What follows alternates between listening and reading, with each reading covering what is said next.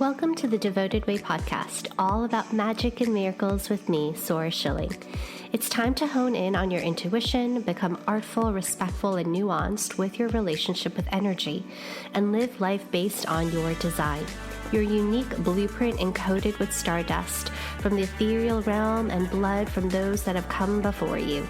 You know what to do and how to be, so trust in yourself. Hey there, Star Beings. We're here for another podcast episode, which I am super excited about. And I had so many emails come through from the last podcast, episode 49, where I shared my own experience around my first colonoscopy and how I could move through that healing journey and how I could create an actual framework. I can use my healing story and the cycle that I was in to create a framework or a methodology that can then be very supportive as part of my body of work to then be able to support my potential clients. And I asked the question, would any of you like to see me do that and work the magic to see? And so many of you actually emailed me back saying, please do so. And it's been a couple of weeks, but I'm here. I'm here for you. I am ready to do so. But before I do, there's two things I just wanted to share out loud, which was number one, I don't watch the Emmys, but I did see on the news through Instagram that Shogun won, I believe, 18 Emmy Awards, which is the highest amount of awards any show has ever gotten in the Emmys. And I almost cried because number one, I love that show so much. There is this nuance and this very intricate understanding of two different cultures that came through so well through not only the storytelling and the script, but also the quietness and the subtlety of people's facial expressions and body language. And the scenery and the setup of it was amazing. And then the cinematography also told a story, and it just blew my mind. And I love that it had this honoring of Japanese culture.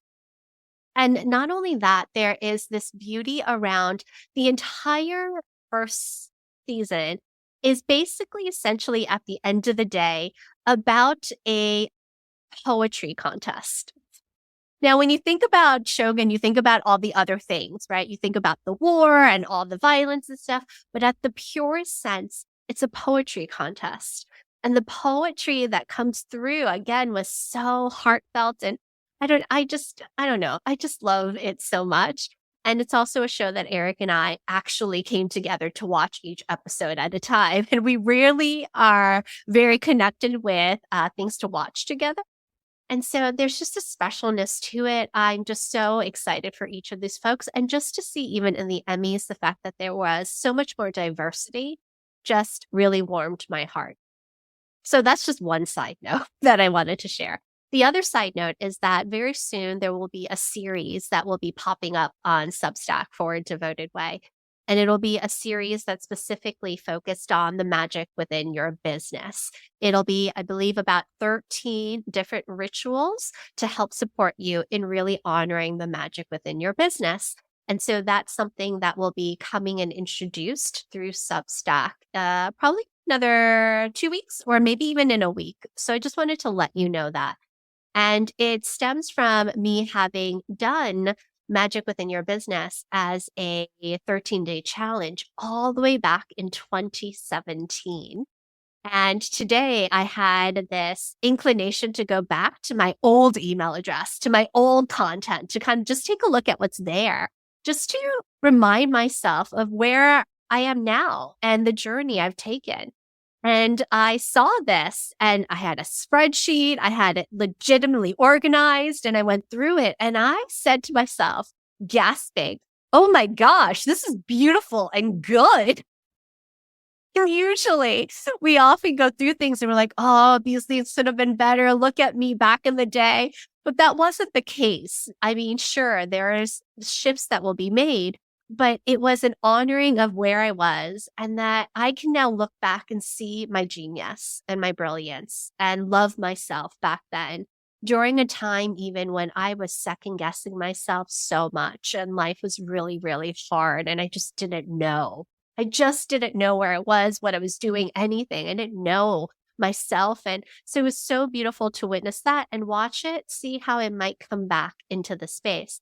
So I offer that up to you right now, meaning if you are in a space where you're in your life or business, you're like, I just don't know. I just say you're doing your best and you're probably doing brilliantly. And that very soon, years later, you'll take a look back and say, you did an amazing job. You tried your best and what you came up with, how you moved through it was impeccable. And that you can now say how much you love yourself for it. Also, if you have a business and you have content that you created, I highly suggest you take a moment and go look back, scour through all the things.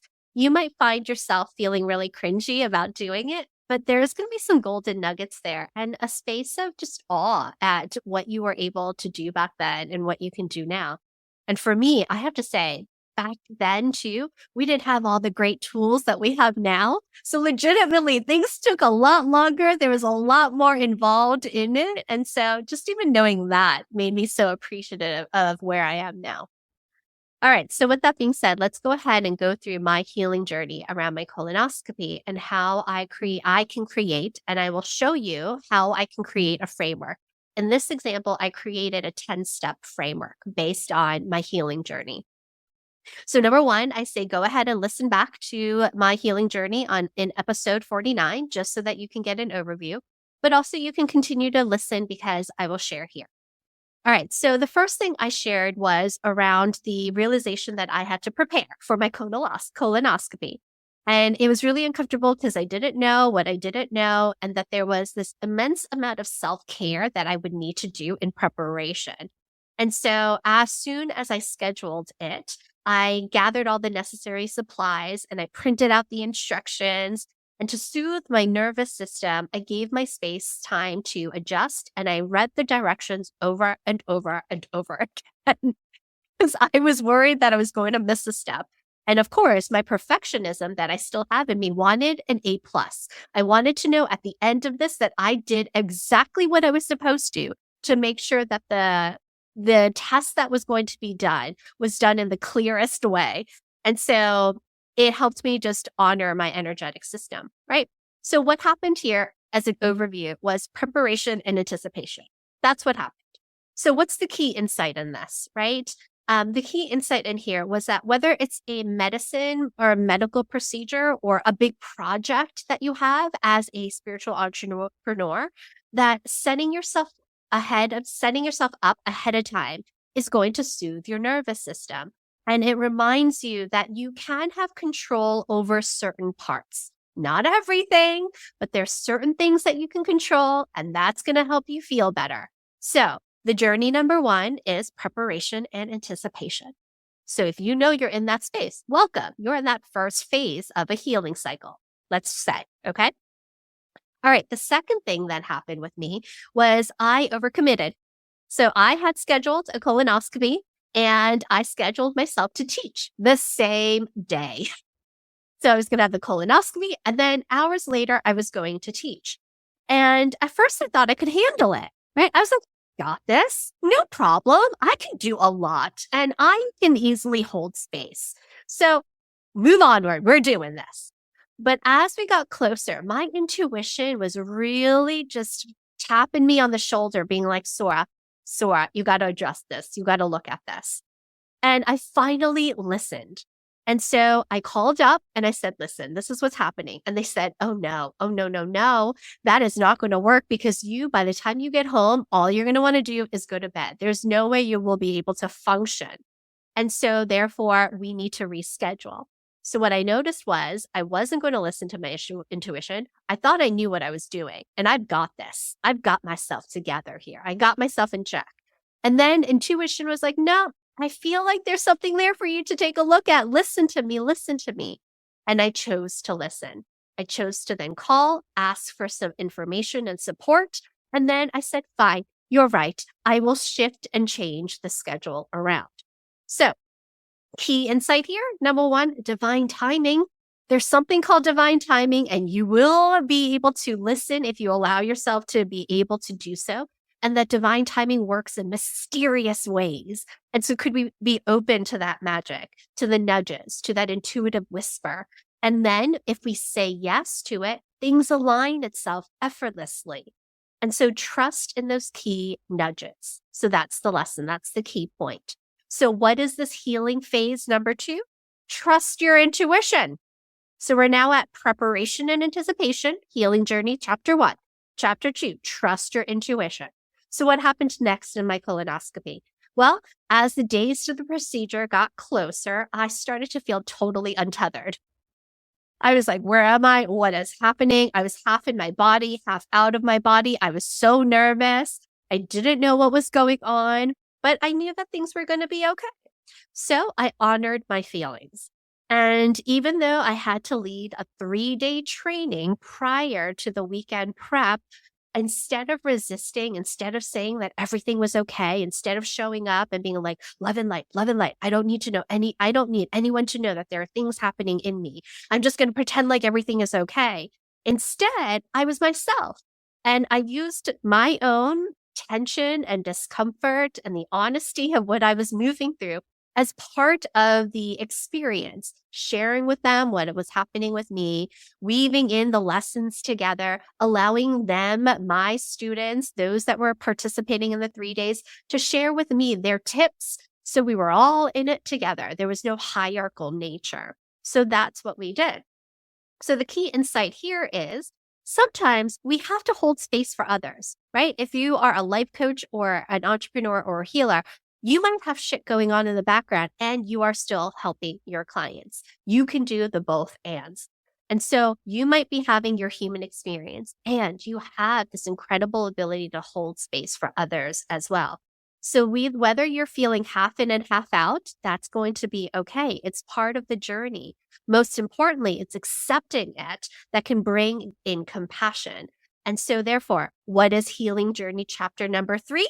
Feeling untethered and disconnected, and that's okay. So we've got now 1, you can enter in with preparation, anticipation, trust your intuition. It's okay to begin to feel untethered and disconnected. All right, so let's keep going. Do you see how I'm doing this? Okay, so then the next part of my journey is I was wondering why I was having so much fear. I'm like, why am I so afraid right now? I was having the jitters. I was really afraid before entering in on the day out. This was a number of days before, during a 3-day devoted circle training.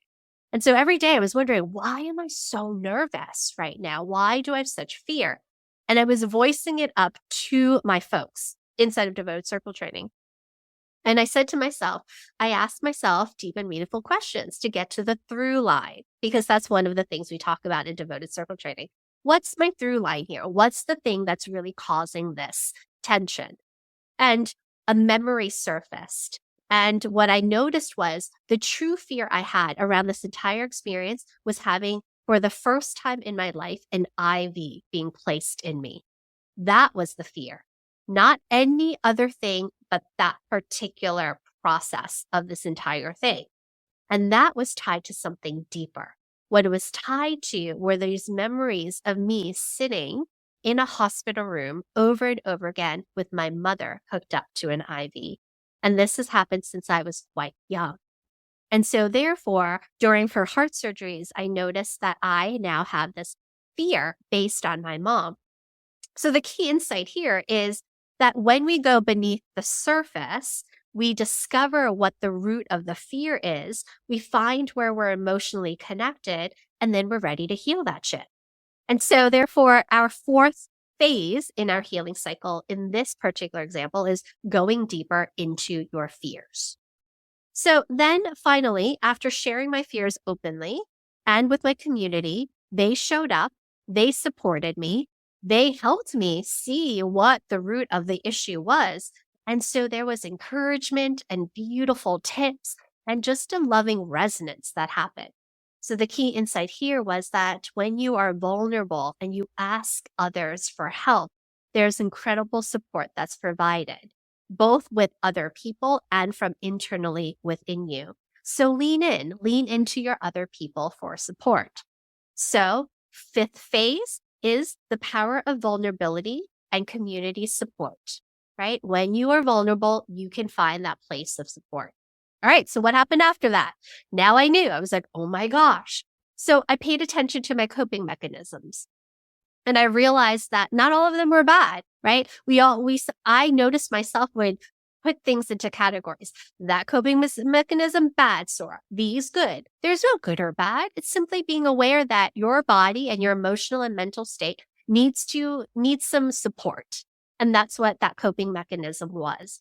And so I recognized that they were actually quite supportive. So everything from somatic exercises to leaning into Eric for extra emotional support, I let myself be held. And so, therefore, the key insight here is recognizing what kind of support you need, what you naturally do, and recognizing that they're not seen as weakness or, quote, bad if you need nourishing meals or you need more cries or you need to sleep more, that's going to be okay. So, the 6th phase of this healing journey then could be coping mechanisms as tools for healings, bringing awareness to them. All right, so then move on. Then I found the comfort of preparing. So then I was like, okay, I feel better. Now what can I do to help myself? I'm going to prepare and I'm going to do all the things. I'm going to read the directions and I'm going to do a good job following everything that needs to happen. Thank goodness there were directions. And so what happened here was that even though I was facing uncertainties, there was preparations that I could do in the process. And so this phase was all about preparing for the unknown. Quite often for many of us, the way we prepare for the unknown, have you recognized it? Is we clean the shit out of our house. We start to reorganize. We put things away. We donate and we completely clear out our closets. I don't know about you, but to me, that's always, there's a preparation. Something's about to happen in my life. Right? So these are the things that we do. So preparation for the unknown. All right. The next is then I started to prepare. I was done with the preparing. So once I prepared, I was in the place of shifting my mindset. And I found humor and gratitude for all the things. I found the hacks. I looked for the tips to make this easeful. I don't have to live life suffering. And so I scoured the internet and on Reddit to see what other people's suggestions were when it came to that final process of having to actually ingest the formula. And so I learned things like go ahead and pair it with really yummy tea, or go ahead and make sure that it's cold. Make sure that you have a gummy like in between. So I had these gummy bears that I would eat in between me drinking it. So I learned all of these different tips and it was so good. I also recognized I really like Jell-O. Don't judge. I actually really like Jell-O. And so therefore, it was really delightful. It ended up being a really fun experience. I was not complaining whatsoever and I wasn't hungry. So that's what I did. So what happened was I found gratitude in number one, that there were people out there where I could find information. So thank you, internet, and for the people who put stuff out there for me to know. And then I also recognized I'm resilient. I am my mother's daughter. If my mother could go through the things she went through, I can go through this. And so there were the simple joys, whether it was gummies to drinking Sprite and 7-Up, which I never do. I'm like, hey, I'm going to live. I'm going to live vicariously through this experience. And so the insight is this, that when you allow humor, gratitude, and you reach out to see what other life hacks could help support you in the ease of this, it lightens the load, creates the transformation, and makes the entire experience that feels so crunchy and so hard manageable and sometimes even enjoyable. And so therefore, this phase number 8, would be shifting into humor and gratitude. Okay, we've got only 2 more. So then I went into the hospital. And as I was sitting in my bed, I'm a little nervous. Can't say I wasn't, right? It was the first time I was actually in an area where there were all the hospital beds, and I was actually laying in one. I've never had that experience either. I've been to the ER twice for myself, many times for my mom, but I've never been like laying down on a hospital bed. And so what did I do?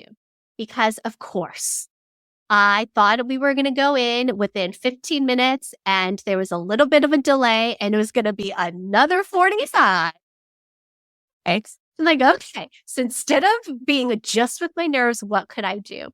So I asked for my phone. I asked for what I needed because they already took my stuff. And my Asian self would have been like, oh, Sora, don't do it. You're an inconvenience to people. Just sit your ass down and don't complain or ask for things. I did not do that. I changed my program. I said, can I please get my phone? I'm going to be here for a little while. I'm already nervous. I would like to have my phone with me. So they went and got it. What did I do? I sent loving messages to my friends. And I went and I scoured all of my photos of my nephew who was recently born. And I sent exchanges to my soon-to-be sister-in-law and asked for lots of photos and went through the process of what I'm doing right now and took some selfies. And so I was in this bubble of love where my focus wasn't on me and it was on something else, something greater than myself.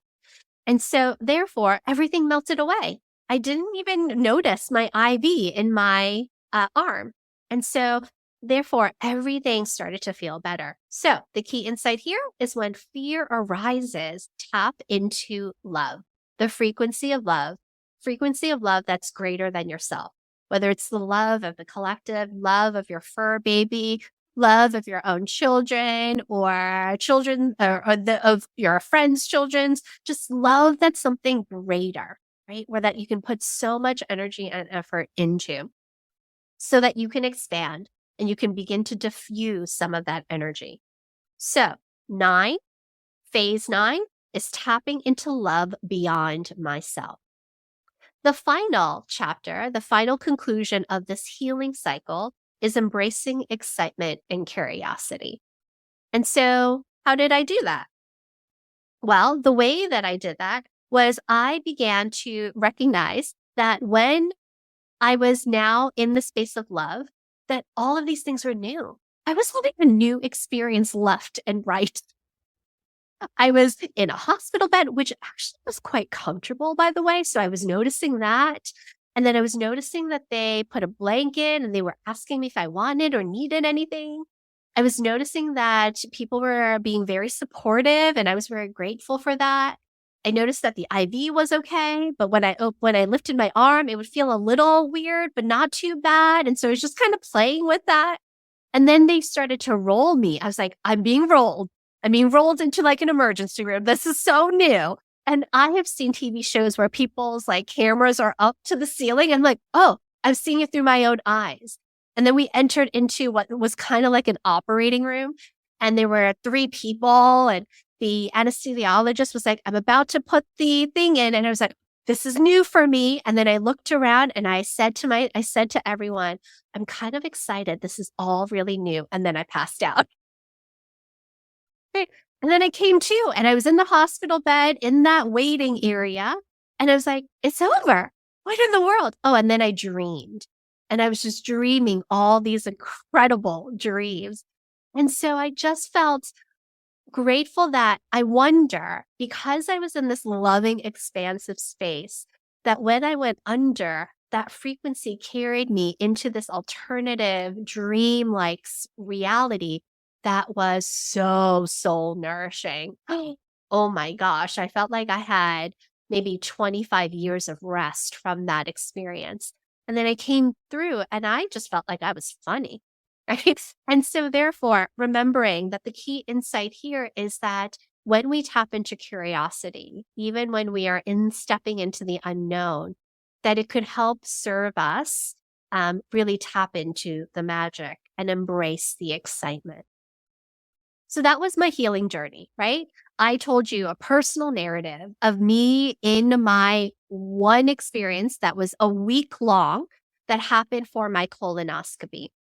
And through that, there were these touch points that I became very aware of as healing moments, awarenesses around me, and lessons that I was currently walking through.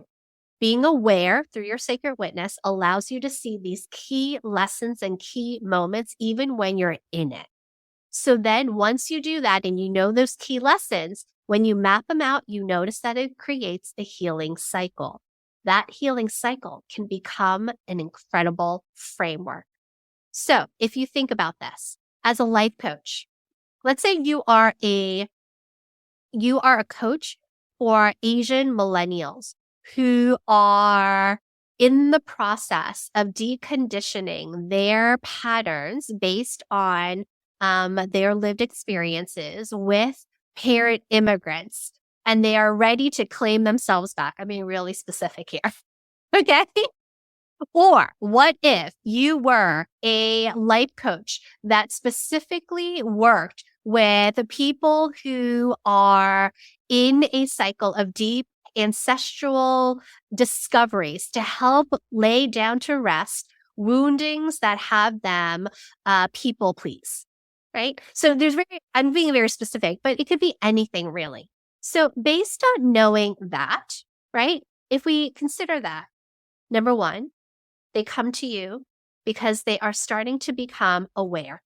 They are aware that there's something that's happening right now. So they are in the space of anticipation, right? And so that in that, they might be saying to themselves, okay, sacred preparation, I want to really trust myself, and they're entering it. So you say, welcome. This is your first phase. Sacred preparation, the trust of, the foundation of trust and awareness. Cool. Okay. So then let's go ahead and say then the next phase is we're going to trust your compass, honoring intuition and divine timing. After that, we're going to move into a space of embodying vulnerability, navigating discomfort and fear. We'll then move through the phase of community and sacred support, leaning into collective wisdom. We'll then move into the phase of grounding through rituals and somatic practices, connecting the body and spirit. Then we'll move into embracing the unknown with curiosity and awe. Moving into phase 7, nourishing and integrating, honoring rest and reflection. Moving into phase 8, creating the healing cycle, turning your journey into the deep medicine for your own discovery. And then finally, there is step number 9 and 10, which are nourishment and integration, grounding the new self, and then finally, creating the new narrative, turning healing into intuitive living. So if that was your healing journey and framework for every single person that entered, how do you use that?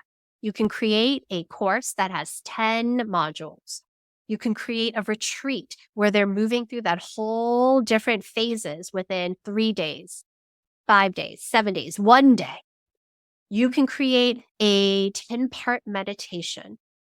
You can create a group program where they move through every single phase for the next 10 months. You can have a coaching series where you are working with your client and they're moving through these 10 concepts one after another. It is profound what you can do when you create your methodology or your framework. And so I hope this gives you a better understanding of how you can do this for yourself. Share out your story. Notice the different chapters within the cycles you're in. What are the key moments and lessons and takeaways? Pull that out. Notice the healing cycle as a holistic circle, right? And then you've got it. Then you'll fine tune it. Now, that is what we do inside of Lush. Inside of Lush Business Mentorship, I give you 4 delicious, magical, mystical practices to get you into the space of really recognizing your healing journey. And this is only one of the exercises that you can do. And then after you do that for yourself, you join us for a mentorship or a co-working session. And I get to work with you and begin to really vision out your framework and methodology based on the healing cycle. So you don't have to do it alone. Remember, one of my healing lessons inside of my colonoscopy was, I can't do this alone. When I finally voiced it out loud, and people were able to witness me is when the profound understanding of the root of the problem came up, and then everyone was able to support me. That's what Lush is. We all get to support you. So think of it as a magical business experience that's a group program deeply seated in spiritual priestessing with a deep understanding of masterminding where we all come together and we help one another out. So join us. You can go ahead and apply. Why not? Either way, I hope that this supported you in understanding how I, using my medicine, because this is one of my medicine, this is one of my magic that I do for people, right? Which is go ahead and use your healing stories. You've got many. I used my colonoscopy as one. You can use any. You can use something that just happened today and begin to notice your framework. All right. Blessings to each and every one of you. Thanks, everyone. It is a blessing to serve you. My deepest desire is to bring nourishment to your soul, activate and enliven your inner landscape, and find inspiration through the sacred stories of others and myself so we remember we are collectively woven.